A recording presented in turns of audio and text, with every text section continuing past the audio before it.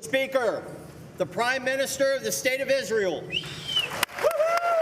Israeli Prime Minister Benjamin Netanyahu was met with standing ovations at his address to a joint session of the U.S. Congress on Wednesday, while outside, Capitol Police deployed pepper spray on protesters opposed to the visit by the foreign leader. America and Israel must stand together.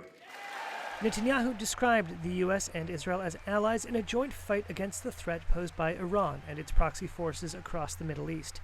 And he thanked U.S. President Joe Biden for his support of Israel following the October 7th attack by Hamas gunmen from the Gaza Strip.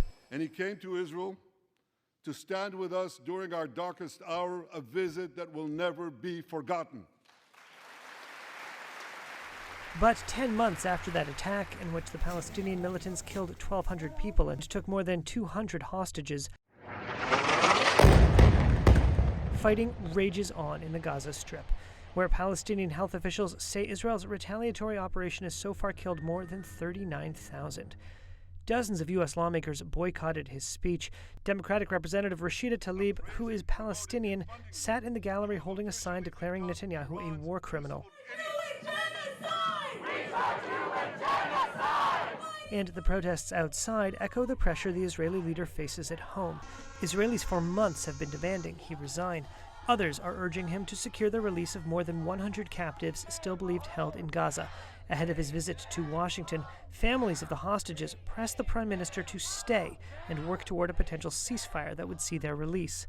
Netanyahu told U.S. lawmakers talks were underway at the moment that could lead to a breakthrough. As we speak,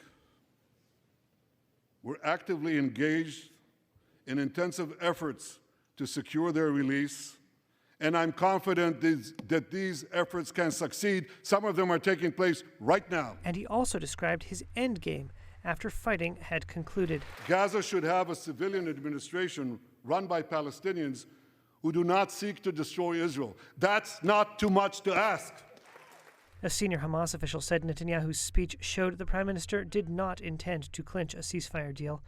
Netanyahu is scheduled to meet with Biden this trip, as well as with Republican presidential candidate Donald Trump.